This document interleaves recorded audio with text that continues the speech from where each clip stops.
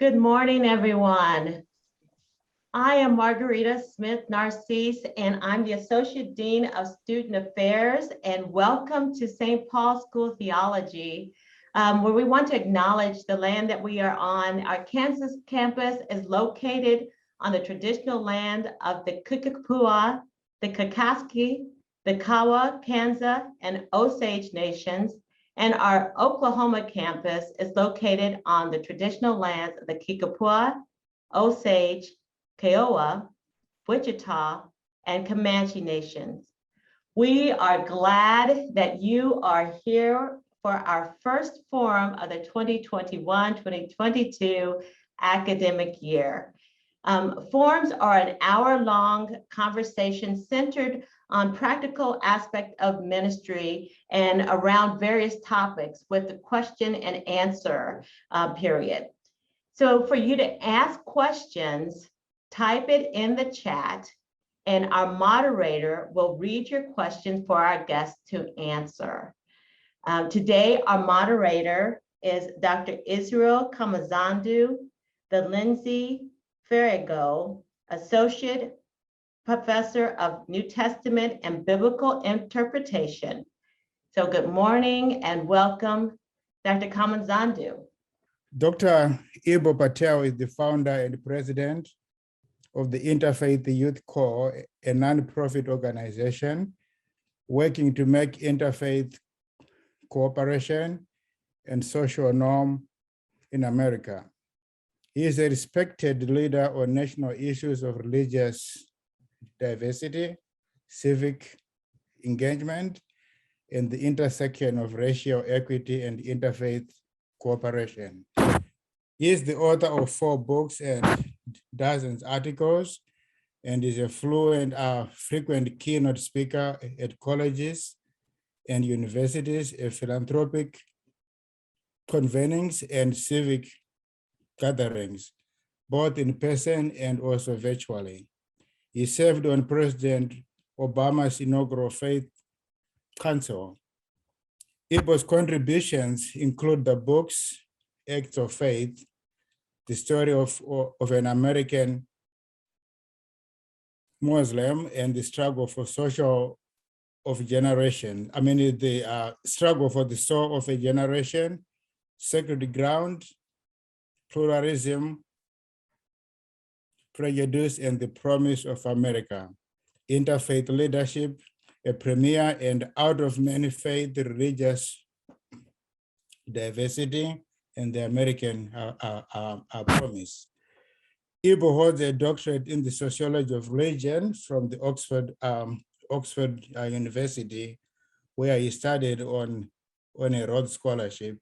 He has been awarded the Louisville Gromia Prize in Religion, the Guru Nanak Interfaith Prize, the El Hebrew Peace Education Prize, the Council of Independent Colleges Academic Leadership Award, along with an honorary degrees from 15 colleges. Eboo lives right now in Chicago with his wife, Shanez, and 2 young sons. He is a die-hard fan of Notre Dame football, Wilco, and really good coffee. And so we want to welcome our speaker in this morning. Dr. Eboo, we give you this time. Well, thank you so much. Assalamu alaikum to everybody. Peace be upon you. Bismillah ar-Rahman ar-Rahim. In the name of God, the most compassionate, the most merciful. I'm thrilled to be with you this morning and also this evening for a more formal presentation. What I hope to do here is run through a set of slides, kind of conversationally, take about 30 minutes or so. And the big thesis here is what does it mean to build a society with more freedom and dignity for all? And what are the challenges of that vis-a-vis simply raging against an order that we don't like? What does it look like to build the things we do like, and not just oppose the things we don't like? And I speak from a more kind of progressive point of view, and so I'm going to kind of speak from that positionality just to let you know as I enter into this. So I look forward to about 30 minutes or so of presentation and then hearing some of your thoughts and having some discussion. So why don't we begin with the first image? So this is the great John Lewis as a protester. John Lewis helped to lead the March on Washington when he was a very young man. John Lewis was one of the people involved in the sit-in movement in Nashville, one of the original 13 Freedom Riders, got his skull cracked open on the Edmund Pettus Bridge in Selma, Alabama.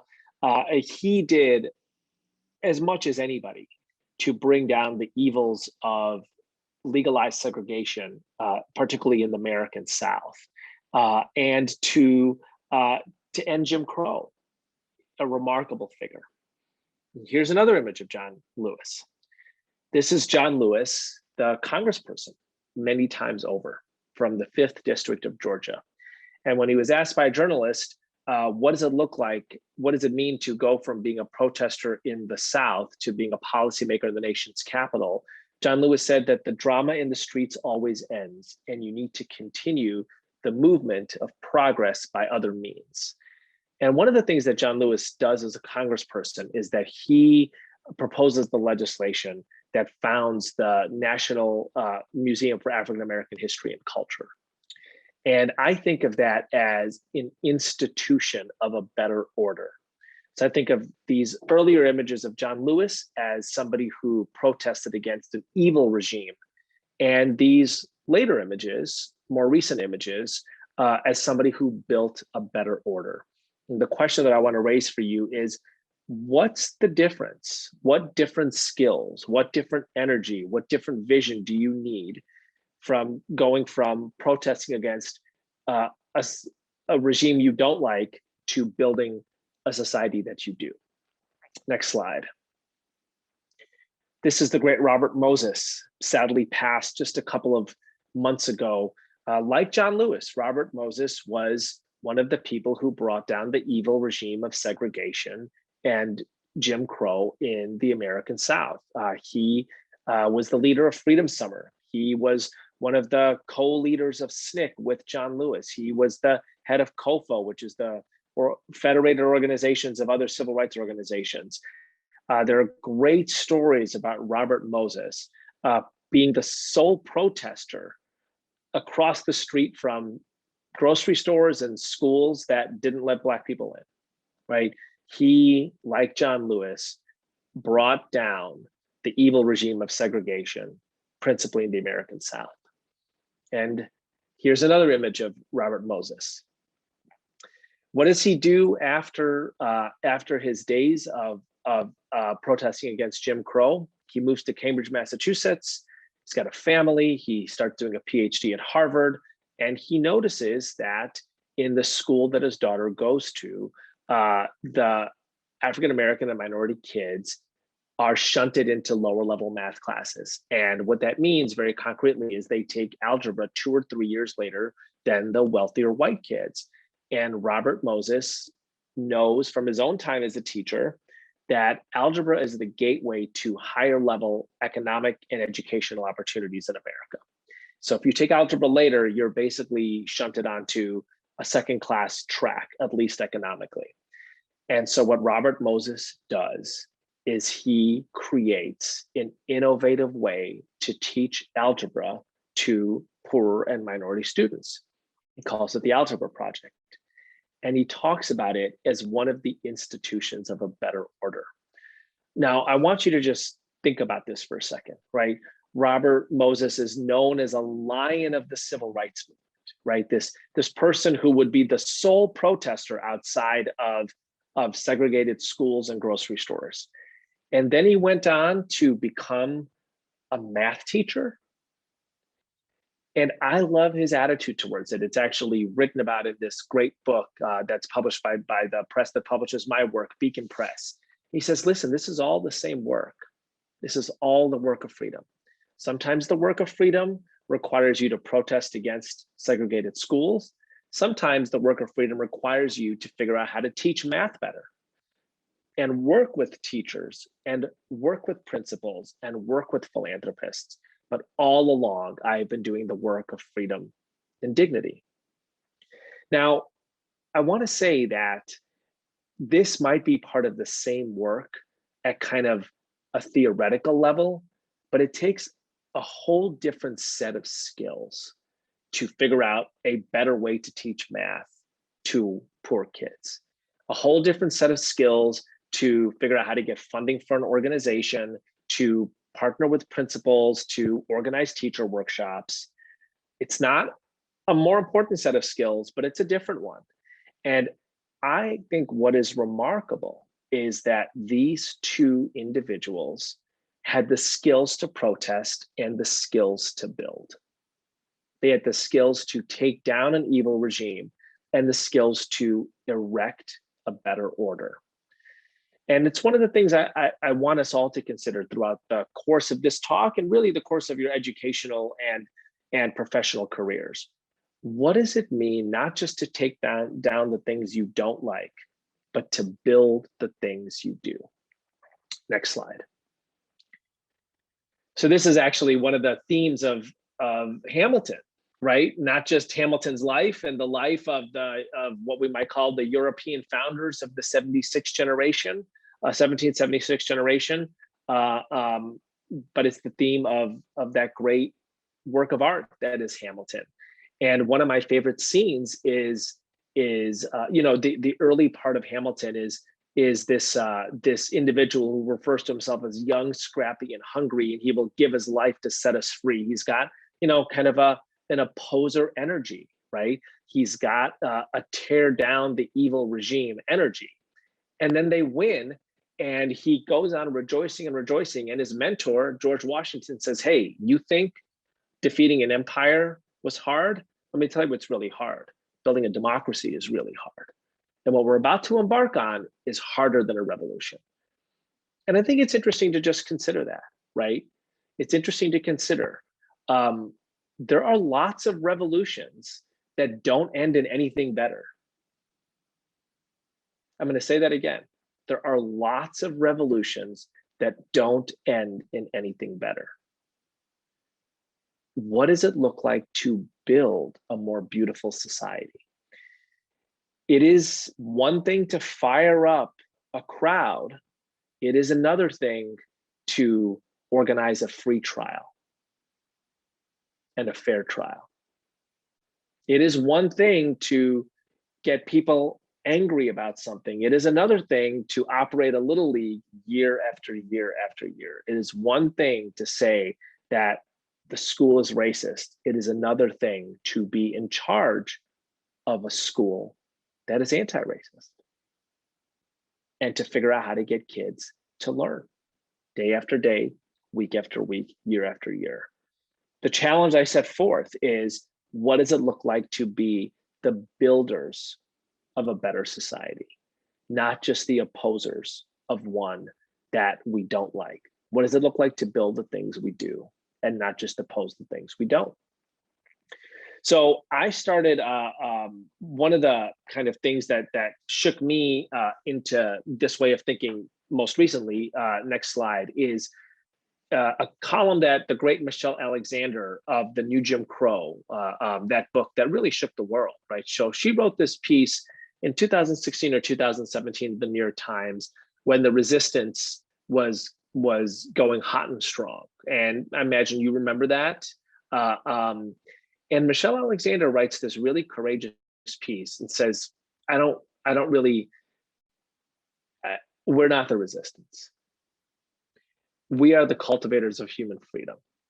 We are the rivers of humane civilization, right? We need to constantly think of ourselves as builders, not opposers. It is one thing to fire up a crowd. It is another thing to organize a fair trial. If we constantly think of ourselves as opposers, we will not develop the vision, the knowledge base, the skill set to build the things we like.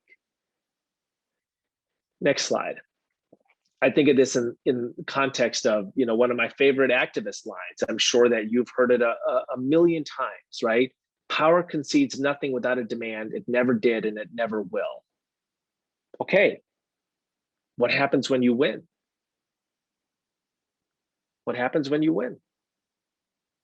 What happens when Jim Crow segregation comes down? Right? You have to figure out better ways to teach math. You have to figure out better ways to run schools. You have to figure out better ways to provide public safety. You have to be the architects and the engineers, the builders of that better society. It's part of what I think makes the leaders of the civil rights generation so remarkable, right? The ability to go from leading sit-in protests to being the seat of power in Congress. That is a massive change. It is a massive change, going from being the person who is issuing grievances, legitimate, justified, righteous, to other people, right? Giving them your list of grievances, going from that to being the seat of power, listening to people's grievances, and they're saying, you're responsible. You're the one who's got to figure out how to run better schools, better hospitals. You're the one who's got to figure out how public safety happens without police brutality.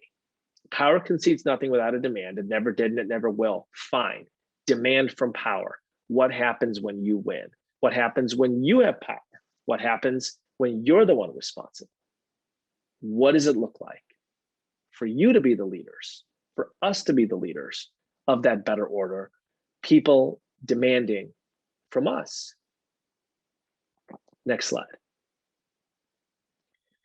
So, I love this chart here from Deepa Iyer, because she highlights that there's lots of different roles in this, right? There's lots of different roles in social change. And the thing that I love about this is most of these are forward thinking. Most of these are positive in nature, right? The last several years, for all kinds of good reasons, there's been a lot of emphasis, a lot of spotlight on that disruptor role, right? I'm really glad that John Lewis and Robert Moses and Martin Luther King Jr. and Fannie Lou Hamer and Ella Baker, that they disrupted the system of Jim Crow segregation. But I think what makes them even more remarkable is the way that they envisioned a society of equal dignity, the way they were able to build the institutions of that society, like the Algebra Project, the way that they were able to tell a story in which we all belong, the way that they were able to give care and healing, all of these positive builder energies and roles. Now, different people will have different amounts of these, different people will find themselves slotted differently, but I just want you to point out that, I just want to highlight that Deepa, who's an activist-oriented person, right? When she puts down the roles in a social change ecosystem that are about building, most of the roles have this kind of positive energy towards creation. What do we want to build, not just what do we want to oppose? Next slide.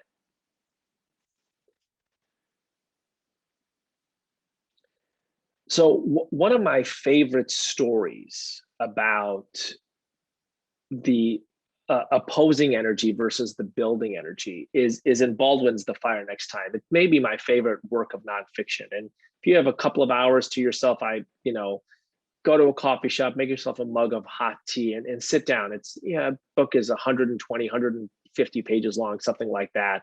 But it is a profound, profound book. And I'm seeing some smiles from people who have clearly read the book or who know the story. But here's the part of the story that fits into the theme of this talk. Baldwin, early 1960s, Black, gay, he's just like, he has, in racist, homophobic America, he's been dealt a tough hand, right? And he knows it, he's fully aware of it.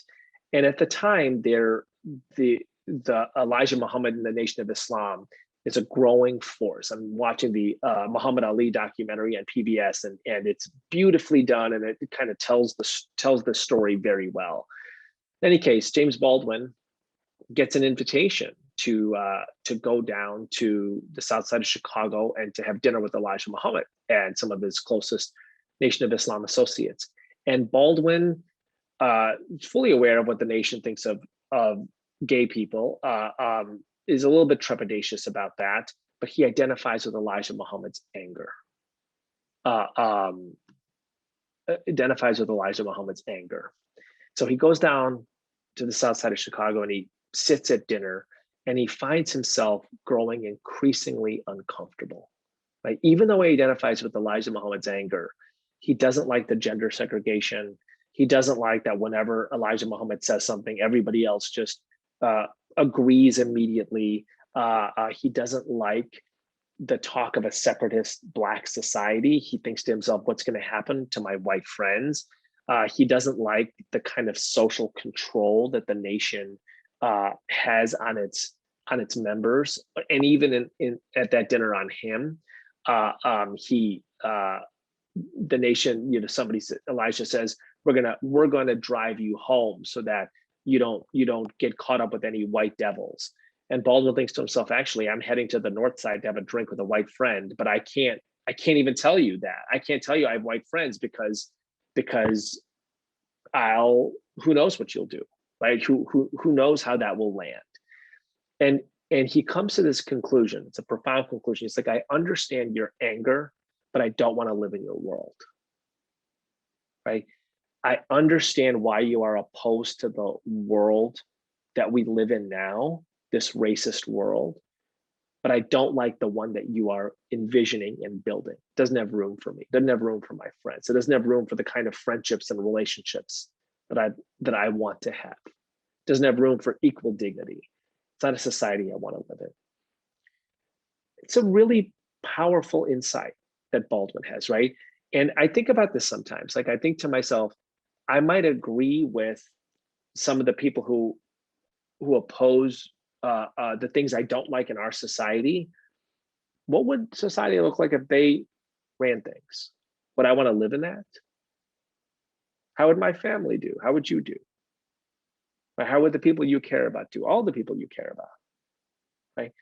And Baldwin actually, at the end of the book, he does something remarkable. He's like, you know what we have? What we have is America. Imperfect as it is a nation that can change for the better. And he says, these very famous lines, it is our job to achieve our country. To achieve our country. And what is beautiful about this book is he kind of takes you into his inner process as he's going to Elijah Muhammad's house, as he's listening to the conversation, as he's getting increasingly haunted by this image of this society that he doesn't want to live in, and that as he finally says, okay, so I now have to take a different kind of responsibility for this imperfect nation that is full of things I don't like. I have to take a different kind of responsibility to improve it. Next slide. So a really important theme in The Fire Next Time, and in kind of social change work in general, is what's the role of anger? Boy, I know anger. I raged with anger in the first years of my social change work. And honestly, it didn't do that. It wasn't good for me. It burned up my insides. And I came across an insight that the great Howard Thurman, that's who this is, that he pointed out. He said, the problem with rage, however righteous it is, however justified it might be, is that it almost always burns down more than its intended target. Right? In my case, it burned a bunch of relationships. It burned up my insides. I'm sure anger does some good in the world. Didn't do that much good for me. It didn't do that much good for the social change that I have wanted to make for the last 25 years. And actually, stories from, let's call it, pop culture and fantasy literature kind of bear that out. And so next image here. So this is an image from Game of Thrones. That's Daenerys Targaryen, and that's one of her dragons. And the way that Game of Thrones fits into this Howard Thurman arc and this kind of meditation of anger is Daenerys Targaryen, for people who are familiar with the show, she's this kind of righteous figure. She is this anti-oppressive figure, and she goes from city to city with her dragons, who are her children also, and she burns down the oppressors, right? She literally has her dragons burn down their regimes, and then she installs herself as this kind of anti-oppressor leader of that particular city. But the problem is that her dragons can't tell the difference between oppressors and farmers, and they just kind of burn everything down. And increasingly, Daenerys Targaryen comes to see the world through the eyes and the narrow abilities of her dragons. And so she kind of goes on this anti-oppressive crusade everywhere. She wants to install herself on the Iron Throne, be the ruler of the Seven Kingdoms and the protector of the lands. And finally, she arrives in Westeros, in the capital city, and her dragons burn everything down, and they're especially kind of destructive. And she installs herself on the Iron Throne. And the first thing she says is not, "Let my reign of peace and prosperity begin." The first thing she says is, "Let's go for more. Let's go looking for more people to burn."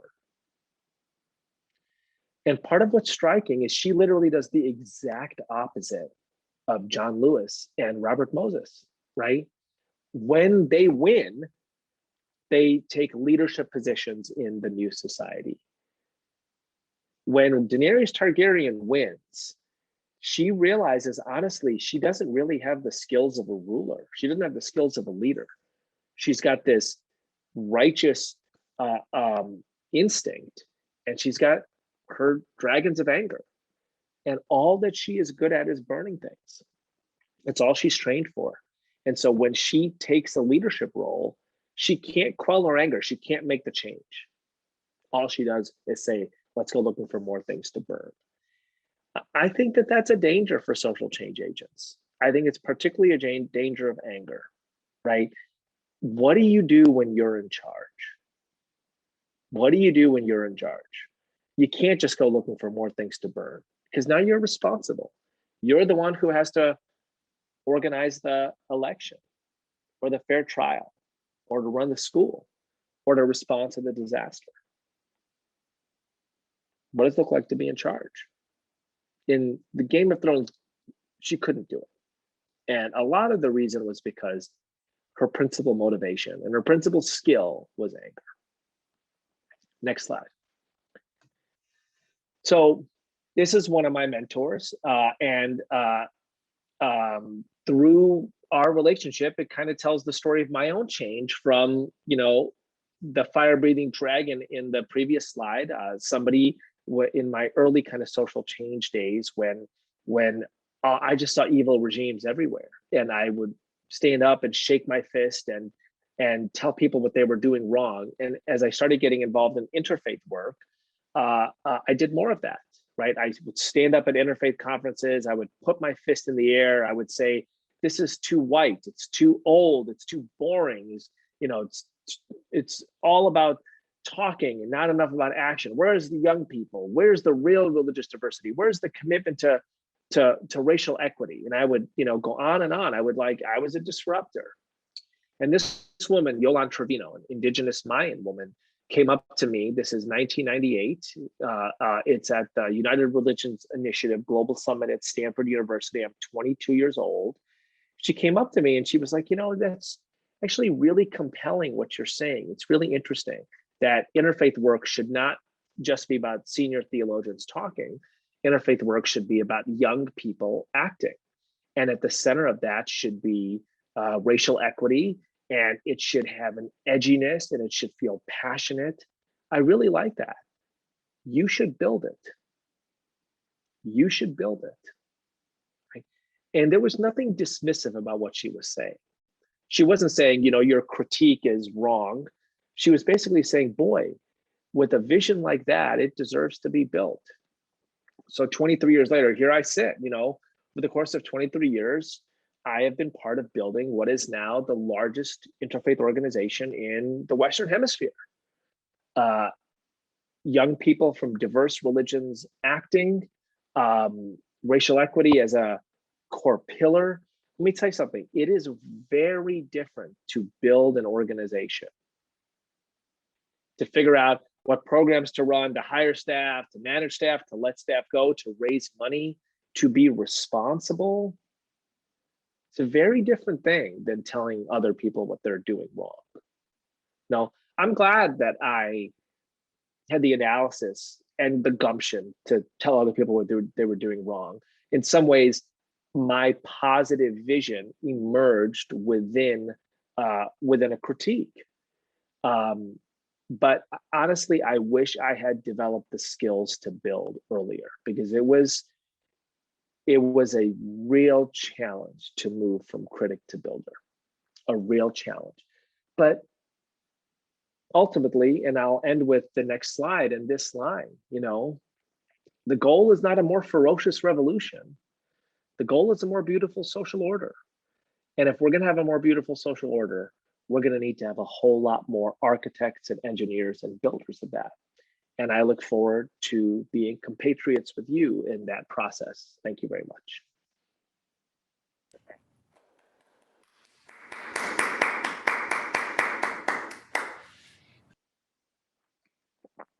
Great. I think you all let's do the discussion, St. Paul school style. Yes. Thank you so much, Dr. Eboo Patel, for such a spirited talk and invitation to a conversation. So what we are going to do is to ask those who are online and listening to type your questions on the chat. Tell us your name and then type your question, and then I will ask the question to Dr. Patel. Anyone with a question? I don't see one so far on our chat. Maybe there's one already. Let me see. Yeah, okay. Do we have any questions, any comments?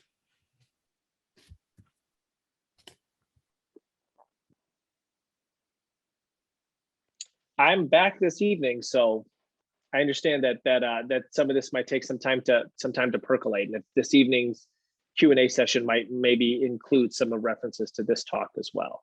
I just want to say no pressure, no pressure. So Dr. Kami-san, do those of us in classrooms don't have a way to type a question? Do you mind if we just speak it? Would you just ask your question? I think we can hear you very well. Thank you. Yeah, I was thinking, Lisa Wolf, I'm in the Oklahoma City campus of St. Paul School of Theology. So I was thinking of your quote of Baldwin, "It is our job to achieve our country." And I'm thinking of teaching seminary students and being in community that's working on building the church. And it is our job to achieve our church, as many of us look at our faith communities in serious disarray. And I'm curious about your tools for building. What do you recommend there? What do you see as hopeful for building faith communities? Yeah, it's a great question. I just put the finishing touches on a manuscript, and actually, religion is one of the it's called "We Need to Build: Field Notes for Diverse Democracy," and religion is one of the chapters. And part of what I say is that religion is really it's a model for how I think this can work, at least in theory, right? Because there is this kind of cosmic level narrative of the kingdom and what the world can be. And then our job, in effect, is to instantiate that as much as possible in civil society, right? Through churches, through schools, through hospitals, through social service agencies, through advocacy, et cetera. And I actually think, you Methodists have done a pretty darn good job of this. And so I think the first thing I would do is to reflect on what you have already built. So Methodists have built dozens and dozens of leading colleges and universities. USC, Emory, Duke, Syracuse. That's no small thing. By the way, not a single one of these schools is just the Laws Methodists in. You have this wonderful network of seminaries. You have hospitals, right? All of these are instantiations of the kingdom on earth, right? They are ways that you serve God through serving people. I think actually a seminary is a wonderful place to practice this, and the way that I would do this, I think that this is the question that's being asked, is through case studies, right? Is you constantly give people case studies of what would you do if you were in charge, and you do not make the case studies easy. Like situations in which the oppressor and the oppressed are like crystal clear and everybody agrees are actually few and far between. And they're not interesting, right? So you're constantly giving people case studies that are not easy. And you're asking the question, what would you do if you were the leader of this church? What would you do if you were the leader of this denomination in this instance? How would you then build that, right? So I actually think that those two things are different. I think that this is part of the question. Part of what makes Bob Moses remarkable is he doesn't just have an insight that poor and minority kids are being shunted to second class math courses. He actually creates a better way of teaching math. And so he could have just advocated for those students to be put in upper level math classes. But he actually creates a solution. So I think to constantly challenge ourselves with that, like, what does it mean to do something better? I mean, it's the kind of Tesla paradigm, right? So gas-powered cars are a problem for the environment. You can protest against them. You can also just build a better electric car. It's really hard to do that, by the way. It's really hard to build a better electric car, one that people will prefer to purchase over a gas-powered car, But I think that that's our challenge. I think that that's the challenge. I think that there are 1,000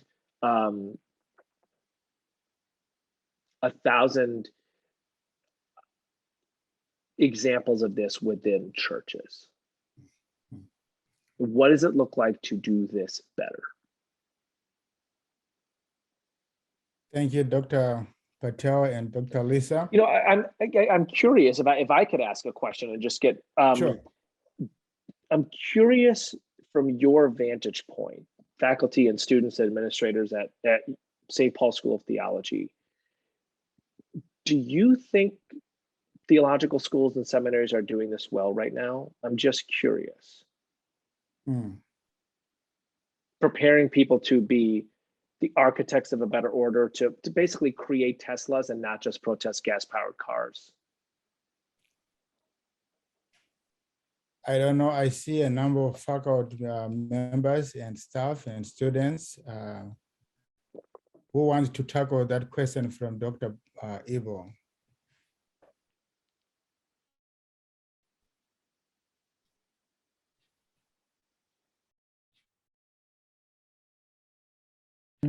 Okay, can you hear me? Yes.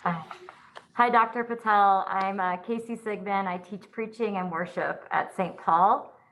I think the faculty in this room said we're trying. I think that's kind of where it's at right now. I think that there's an acknowledgement, be it through ATS and different journals and groups that gather to talk about the futures of theological education. There seems to be a consistent understanding that what was done before is not necessarily meeting the needs and the demands of the now, that there have been a lot of, raging against the machine that's been going on, And there's a struggle to articulate the vision and then embody the vision of what will be. And we have this complicated web of our denominations and standards for ordination and the institutional church, as well as the institution of theological education and the institutions of accreditation, and all of that impacts the doing and the visioning. And we hear that in our students too, as they also say, is this actually going to help me with the church that I'm going to be leading for the next 3 decades? You know, so we're in it. I'd say we're in it, and it's definitely a part of almost all of our conversations. I feel like in committee meetings here right now at St. Paul. Thank you. So by the way, I want to be clear. That was not an accusation. That was No. a genuine question. It's Oh, yeah. not an accusation, and it is not a comment on the amount of things that need to be opposed, right? Right. But I will say, I was not prepared. I was a straight A student in college. I was a Rhodes Scholar. When somebody said to me, "You should build that," I was not prepared. Israel? Yeah, so maybe there's a follow-up from Dr. Nancy Howell. The question is on the chat. Please tell us more about what you have built and how does the organization function? And if I might begin by responding to a little bit to the last question. Sure. I think what differentiates a seminary from an academic institution only is that certainly we teach the academic information, but we're even more involved in formation of persons. And that entails drawing from them a consciousness of the world and their own creativity. And I will say sometimes the magic works and sometimes it doesn't, you know, because of the pull against that creativity that happens in institutions. So I might give us a C+, you know, in the kind of work you're talking about. But that leads into the question I put into the chat.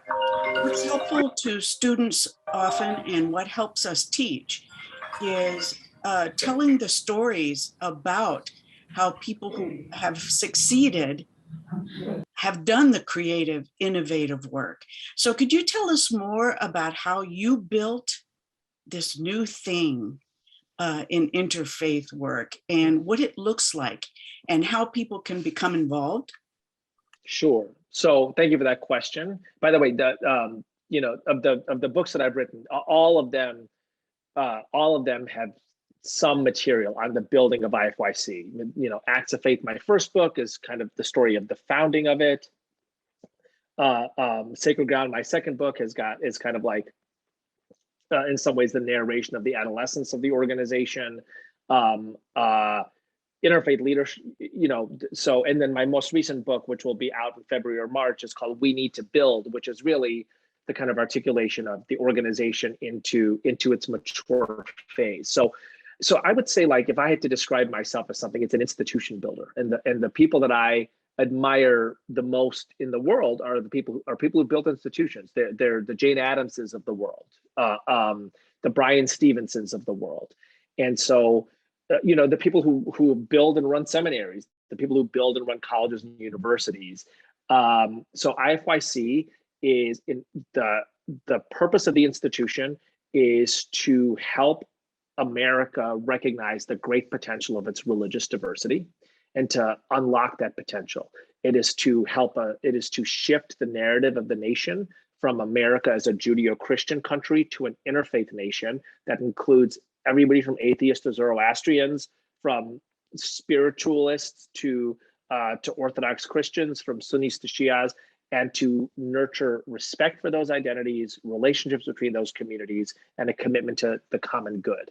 We are organized, horror of horrors, like a consulting company in some ways. We have a set of practices, if you will. We have a higher education practice, and in effect, I appear to you within that practice, right?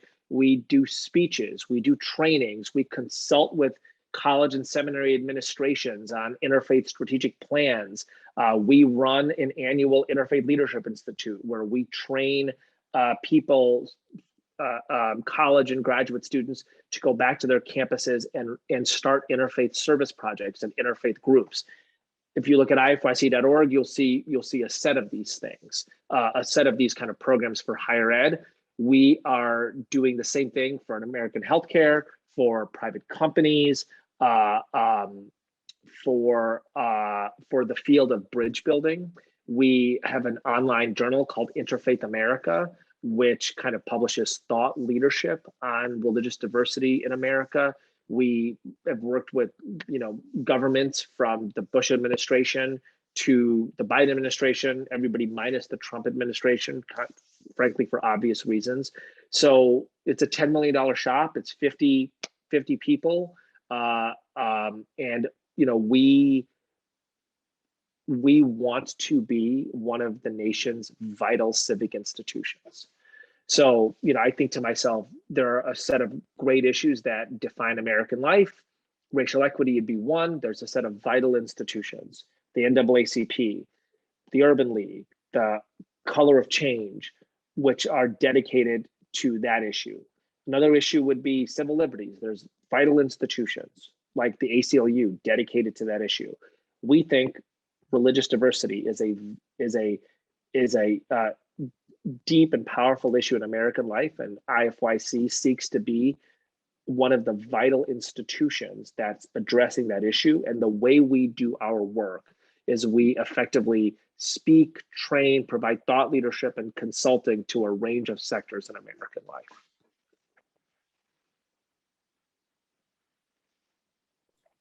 Thank you. Let me move on to the next question. This one comes from one of our students.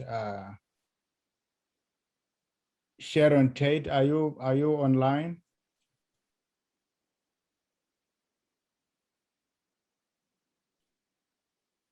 Sharon? Yes, I'm here. Okay. Would you want to read the question you put on the chat? Sure.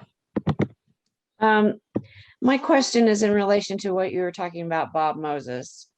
And if algebra is taught at the same grade level across race and socioeconomic situations, why were there different lessons? Doesn't that appear to oppress by design, that one group can't learn as well as others and these two groups can't take the same classes? That's a great, so I would say read the book, Radical Equations. Okay.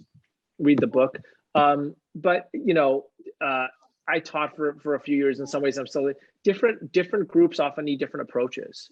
There's different cultural references, so to speak. Algebra has a lot of word problems, for example, right? And so, in the 1970s in Cambridge, Massachusetts, the word problems had a lot of white references.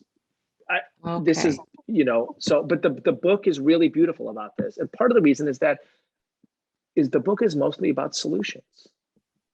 The book is mostly about doing things better, right? It's not principally about accusing. And incidentally, if it didn't work, that would be a different story, but it worked. So what I mean by that is that the new way of teaching math to this particular group of students was effective. Okay. So I think that's a really good thing. Yeah.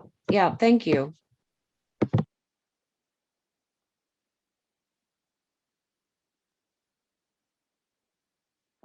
You're muted, sir. Sorry. Yes. Do we have any other questions to raise with our speaker? Jean has one. Yes, sure. Israel, may I? Yes, Jane. Yes. Along those, carrying on what you just said, is opposition the first step to building? Must you oppose before you build to build better? So I don't think so. I mean,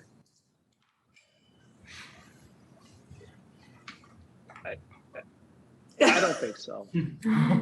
That happened to be the stages that I went through, you know, but honestly, I think the reason is because of my influences. Like I really wish I had run into Yolande Trevino earlier. I really wish when I was 17 that the people I was principally influenced by were not the ones who were like, you know, tear down the system and don't think about what comes next. I really wish people were like, what do you feel responsible for? And I actually think that there is, so a friend of mine, Peter Levine, a professor at Tufts, said to me something I think it was really powerful. He's like, listen, elite education in America, we teach our students to criticize what working class students do. So, you know, my students at Tufts pay $60,000 a year for the privilege of me telling them what's wrong with what the students at Framingham State go and do for a living. They go become teachers and nurses. I teach my students what's wrong with those systems. And it just feels to me like there's like a stomach turning privilege to that. Like if you're a working class kid who goes to community college, you go to become a physician's assistant or a nurse or a teacher. If you go to Harvard, you go to criticize those people. I just can't stand that, honestly. So no, I don't. I have a ton of respect for teachers and nurses and pastors. You know, I have a ton of respect for people who are like, my job is to cultivate positive humanity in this little space. And that doesn't mean critics aren't important. I just think that like, I don't think that the rich kids who go to the rich universities should basically be getting an education on what the working class kids do, on what's wrong with what the working class kids do. Now, tell me if you think that take is wrong. Yeah, I don't necessarily think it's wrong. I was just struck with the images that you have of when I think about how you build better, you're always thinking about better than, right? So it's not this, it's something else. So it's that move, right, from opposing something as you know, like, I don't want this, I want this. But sometimes I think we also say, ooh, I want more of this, right? I love this, I want more of it. Yeah. So that's a move not from opposition. But so I was just struck by, I needed to think it out myself. Does it require a move of opposition? Yeah, I think so. The reason I begin this way is because honestly, I know that 95% of my audience is that is the sequence of their head. Right. But that's not the sequence at business schools or engineering schools. Right. And I wonder, and this is the first time I'm thinking this, and this is part of the fun of these kinds of discussions, right? I wonder if they're doing something right that we're not. Right. I mean, you never see like a group of architects protesting outside of an ugly building. They just go build a better building. Right. Like their baseline is not, I'm not going to principally oppose the things now, by the way, I don't think that I am not suggesting a panacea. Right. I'm not suggesting a panacea. And there are things that need to be taken down. Right. And, you know, I don't know how much time Elon Musk spent protesting gas-driven cars. My wild guess is he pretty quickly got to work on building an electric car. And I do wonder how much of, I find that a really useful and inspiring ethic. You know, and the hard question that I think that those of us in kind of our part of the world, right, humanities oriented, human services oriented, is, so I will put it this way. My younger son is a fearsome point guard, right? 6th grade, but he's excellent. He's the kind of, I mean, he's not like playing D1 excellent, but he's good. He's the kind of kid that like coaches argue over, right? And one program said, if you put your kid in my basketball program, he will be able to sink 2 winning free throws at the end of a game in an opposing arena down 1 point. Huh. Huh. So that is a really specific, and by the way, like part of what that means is he will get so good at the entire game of basketball, okay, that very concrete end of the game scenario, he will be able to pull off. But that is the stitch that reveals the fabric, right? So here's a question. What do you promise? Does any institution like yours promise that your students can do when they graduate? Is there a scenario, right? Is there a scenario that's the equivalent of, if your child is in my program, if you come here, here's the preparation that we offer.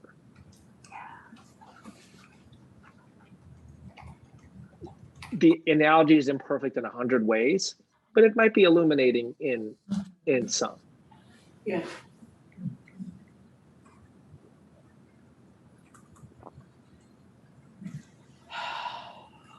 Anyway, these are hard. I think Chris has one last question. Yes, I was gonna go to Dr. Chris. Do you have one more question before we close our session? Thank you. Thank you. It's easier to speak it. One of the things about St. Paul School of Theology that you may have heard, but I want you to know, is that about 25 years ago, we as a faculty made a decision that our students who are in the Master of Divinity program would not be equipped to serve congregations and communities well unless they had an exposure to a religious tradition other than the Christian tradition. And that, has really become a pretty large piece within movements of interfaith work within seminaries on theological education. And but that is one that we do. What kind of tools would you like to see as somebody who's really very grounded in interfaith work? What do you think would be good stitches to have revealed from that fabric, no matter who right now Rabbi Zedek is teaching the course. So different people teach it depending on their expertise. We don't have somebody with the faculty expertise in world religions, but we each have, we bring what we have to the table. Right. But that's my question. Thank you. Thank you. So the book that I wrote about this specifically is called Interfaith Leadership, just as an FYI. And part of what I point out in interfaith leadership is that what most of us need is not actually training in religious systems. It's comfort with diverse religious peoples. And that's actually, those are two different things, right? Muslims are not walking Islams, for example. And so I think, and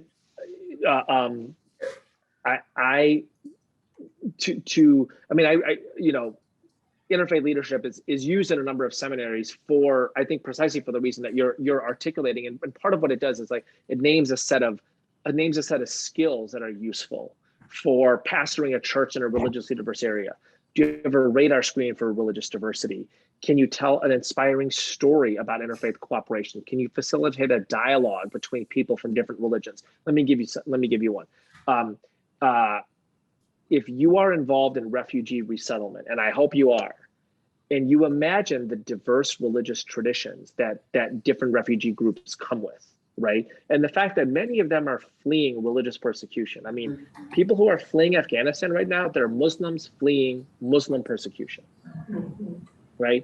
The Taliban is not going to be good for Hazaras, not going to be good for Ismailis, not going to be good for, women of who don't want to wear burqas, et cetera, et cetera.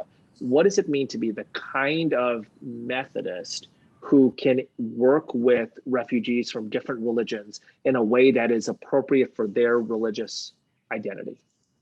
Like the way you set up your house, what makes you comfortable, the foods you eat and don't eat, right? the holidays that you observe, all of that is so to give people very specific cases of where they are likely to be in leadership or likely to be responsible, and ask the question, what would you do in this instance? And then, basically say, what's the knowledge and skills and vision you need to have? I'm a big believer in concrete case studies that place students in the position of, if you were in charge, what would you do? Thank you. Well, thank you so much to all our attendees. We have come to listen to this, to Dr. Eboo. We have another session starting at 6:00 p.m. This evening. So we'll welcome you to invite more people to have a continued conversation with Dr. Eboo Patel. So for now, let's put our hands together and thank our speaker again for such a wonderful. So I'll see you this Eboo. evening. We'll see Looking you forward. soon. Yes. Thank you. Thanks, Thank friends. you. Thank Bye-bye. you. Thank you.